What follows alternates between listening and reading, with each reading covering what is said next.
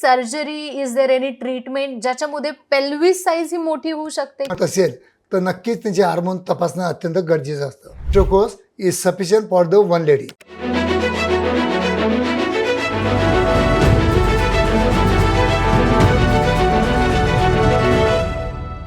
Sir, जसं की आपण कॉन्डम बद्दल बोलतो तर काही पुरुषांना इरेक्शन लवकर होण्याचं किंवा इरेक्टाईल डिस्फंक्शन वगैरे असतात, तर मग जे कॉन्डम्स असतात तर डिले कॉन्डम नावाचा काही प्रकार आहे का, की हा कॉन्डम घेतल्यानंतर टायमिंग वाढेल?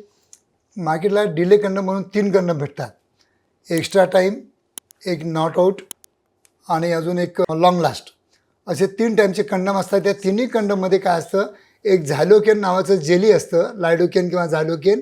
ते आपल्या पेनाइल पार्टला थोडंसं बधीर करतं आणि जे सगळ्यात सेन्सिटिव्ह जो पार्ट असतो आपला ग्लान्स पेनिस, त्या ग्लान्स पेनिसला थोडं म्हणजे डिसेन्सिटाईज करतं. त्याच्यामुळे आपल्याला एक तर 4 ते 5 मिनटं वेळ जास्त मिळतो आपल्या बेडरूममध्ये. त्याच्यामुळे आम्ही हे कंडम ॲडवाईज करतो.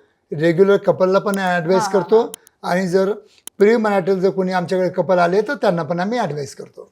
सर, कॉन्डम बद्दल आपण बोललेलोच आहोत आणि तुम्ही क्रीम बद्दलही सांगितलं की जर तुम्हाला काही रिॲक्शन्स वगैरे झाले तर तुम्ही क्रीम करा.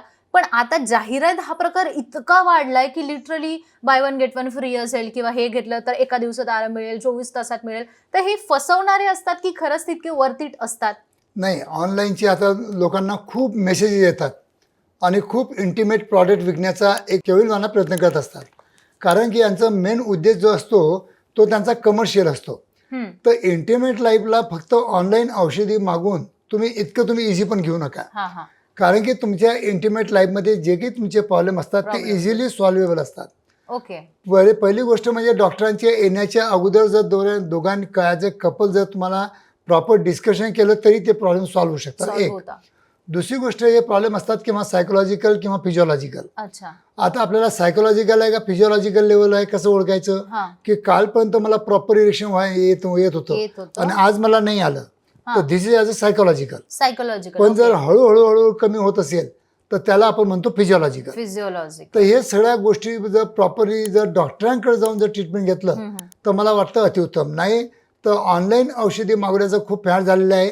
कारण आमच्यासारख्या डॉक्टरकडे यायचं लोकांना थोडेसे म्हणजे संकोच वाटतो. तर तसं संकोच न करता ॲज अ कपल काउन्सिलिंग तुम्ही प्रॉपर करून घ्या. तुमच्या शहरातील कोणतेही तज्ज्ञ डॉक्टर असतील नक्कीच तज्ज्ञाचं मार्गदर्शन घ्या.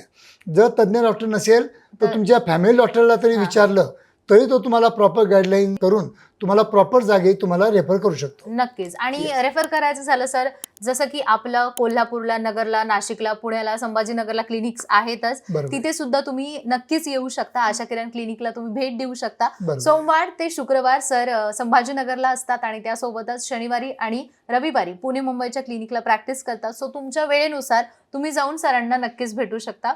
सर, जसं की आपलं बोलणं सुरू आहे तर यामध्ये डिसीज बद्दल वगैरे आपण बोलतोय, जाहिरातीबद्दल किंवा मग याच्याबद्दल बोलतोय, तर is there any surgery, is there any treatment ज्याच्यामध्ये पेल्विस साईज ही मोठी होऊ शकते की ही फक्त अफवाच आहे?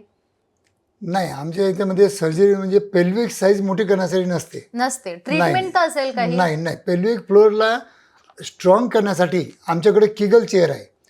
त्या किगल चेअरवर अर्धा तास बसावं लागतं, जेणेकरून तुम्हाला 11,700 तुम्हाला किगल्स एक्झरसाइज करून मिळतं. आणि त्याच्यामुळे तुमचं पेल्विक फ्लोअर स्ट्रॉंग जर झाला तर तुम्हाला इजॅक्युलेशनवर कंट्रोल मिळायला सोपं जातं.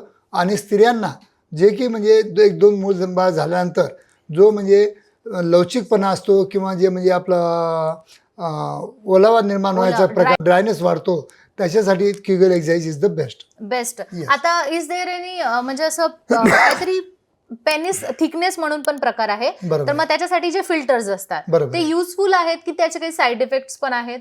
नाही, बघा, जे पेनाइल फिलर जे असतात ते फक्त टेम्पररी बेसिसवर 6 महिने वर्षभर काम करतात.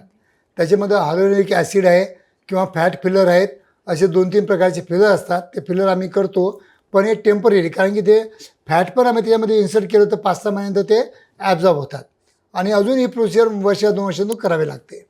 बरोबर आहे. आता हे झालं इंटिमसी बद्दल, पण कधी कधी काही लोकांना ल्युब्रिकेशन कमी, म्हणजे बेसिकली स्त्रियांमध्ये ल्युब्रिकेशन कमी असतं, मग हा आजार आहे की सायकोलॉजिकल आहे? नाही, ल्युब्रिकेशन कमी होण्याचे 2-3 म्हणजे प्रकार असतात. एक तर वयानुसार किंवा आफ्टर द मेनोपॉज लुब्रिकेशन कमी होतं. Hormonal balance. जर यंग लेडीजमध्ये जर लुब्रिकेशन कमी होत असेल तर नक्कीच त्यांचे हार्मोन तपासणं अत्यंत गरजेचं असतं. किंवा तिच्या माइंडमध्ये अँझायटी डिप्रेशन असेल तर नक्कीच त्याचा परिणाम हार्मोनवर दिसून येतो आणि त्याच्यामुळे पण लुब्रिकेशन कमी होतं. आणि काही लोकल इन्फेक्शन जर असतील तर नक्कीच त्याच्यामुळे पण ड्रायनेस येऊ शकतो. मग हे आपण कव्हर कसं करू शकतो? सोल्युशन हे प्रॉपर याच्यावर ट्रीटमेंट होऊ शकते. हार्मोनल थेरपी आहे, लोकल काही ऑइंटमेंट आहेत आणि काही मेडिसिन्स आहेत. किंवा हिमोग्लोबिन जर कमी असेल त्यांनी पण ड्रायनेस वाढतो तर हिमोग्लोबिनचं टॅब्लेट देऊन पण आपण हिमोग्लोबिन वाढवू शकतो. Okay, it's about female. But जर मेनच्या बद्दल बोलायचं झालं तर तो जो परफॉर्मन्स टायमिंग वगैरे असतो तो कशाने आपण वाढवू शकतो आणि तो खरंच वाढवला पाहिजे का? बघा, ह्या परफॉर्मन्स टायमिंग बद्दलच लोकांच्या मनामध्ये काहीतरी गैरसमज आहेत. जसं आपण लास्ट टाइम डिस्कशन केलं होतं की या सगळ्यात याचं महत्त्वाचं मूळ कारण जे आहे ते पॉर्न व्हिडिओ.